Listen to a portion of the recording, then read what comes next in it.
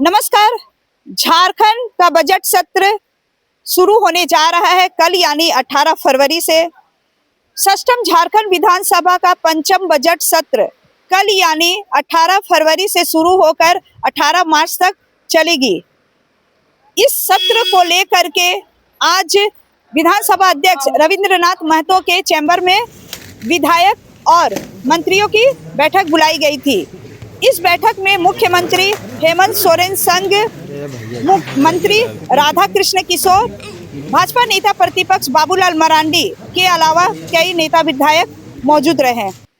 यह सत्र किस तरह से पूरी सुचारू रूप से चले और किन किन बातों का खास ख्याल रखा गया है, इस पर विस्तृत जानकारी देते हुए विधानसभा अध्यक्ष रविंद्रनाथ महतो ने क्या कुछ कहा, देखिए रिपोर्ट।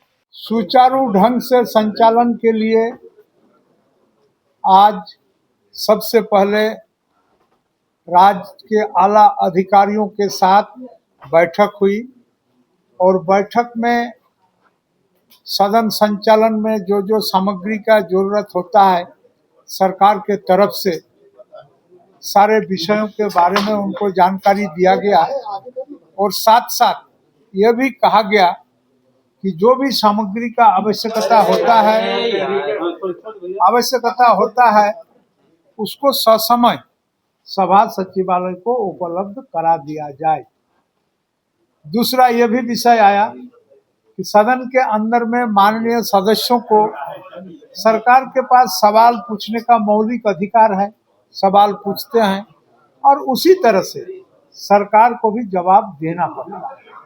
इस सरकार का जवाब देने के क्रम में उन्हें सावधानी बरतना चाहिए कि प्रश्न जिस परिप्रेक्ष्य में पूछे जाएंगे जवाब भी उसी परिप्रेक्ष्य में आना चाहिए। हो गया। और कुछ कुछ ऐसे विषय पर भी चर्चा हुआ कि कुछ लंबित प्रश्न जो विधानसभा सचिवालय से विभिन्न विभागों में गया है जिसका उत्तर आना बहुत जरूरी है और उचित है, कुछ लंबित है। हम लोगों ने उस विषय पर भी आला अधिकारियों को निर्देश दिया कि भाई इसका भी उत्तर अपने सभा सचिवालय को उपलब्ध करा दीजिए ताकि हम लोग सदस्य को इस विषय का जानकारी दे सके।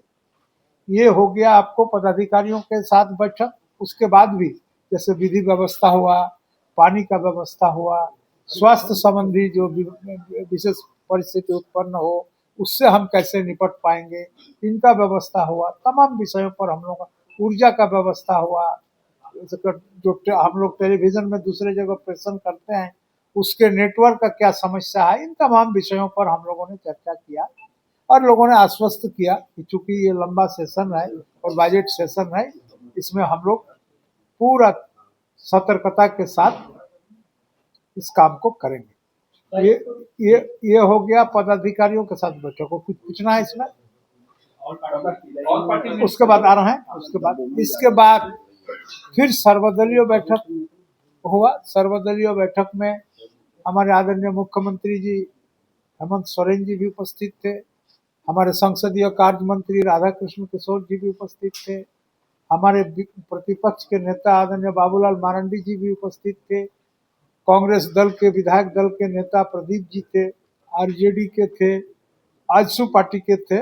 इस तरह के तमाम दलों का नेता उपस्थित थे और जो औपबंधिक कार्यक्रम का जो प्रोग्राम बना है उस पर हम लोगों ने चर्चा किया।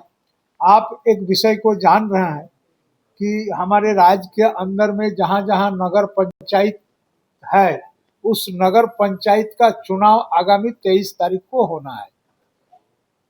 तो और 23 तारीख को हमारा चूंकि पहले इसका कार्यक्रम बन गया था इसलिए 23 तारीख को भी हमारा कार्य सूची में विधानसभा का बिजनेस था।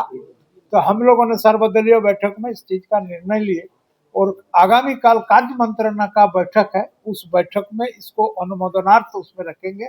वहां से अनुमोदन होगा तभी ये फाइनल होगा कि हम लोग 23 तारीख का जो बिजनेस है हम लोग दूसरे दिन शिफ्ट करने के लिए रखे हुए हैं, उसको शिफ्ट करेंगे ताकि लोग इस चुनाव में बढ़ चढ़ के भाग ले सके, अपना मतदान कर सके, अपना अभ्यर्थियों के साथ घूम सके। इस पर भी चर्चा हुआ और बाकी मोटा मोटी ठीक है। अगर इस बीच में कोई ऐसा परिस्थिति उत्पन्न होता है तो फिर कार्य मंत्रणा का बैठक में हम लोग निर्णय लेकर के इसको सफल संचालन के दिशा में और अग्रतर कार्रवाई करें। सर 23 वाले को 21 को करने की बात अभी हम लोग का आप जो बोले वो भी सही है।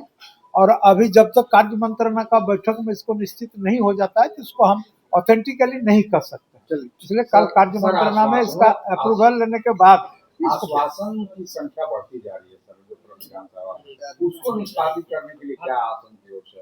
देखिए, अगर इस विषय के गहराई तक अगर जाएंगे तो इसमें कई विषय कैसे है कि मान लीजिए अगर माननीय मंत्री के पास सदन में कोई भी माननीय सदस्य कुछ अपने क्षेत्र के लिए या राज्य के लिए कुछ चीज का अगर डिमांड करते हैं, मांगते हैं, तो निश्चित रूप से सरकार को देखना पड़ता है कि उनका वित्तीय अनुकूलता का क्या पोजीशन है, क्या परिस्थिति है, वित्तीय उपलब्धता का क्या परिस्थिति है। मैं उदाहरण के तौर पर आपको बता रहा हूँ।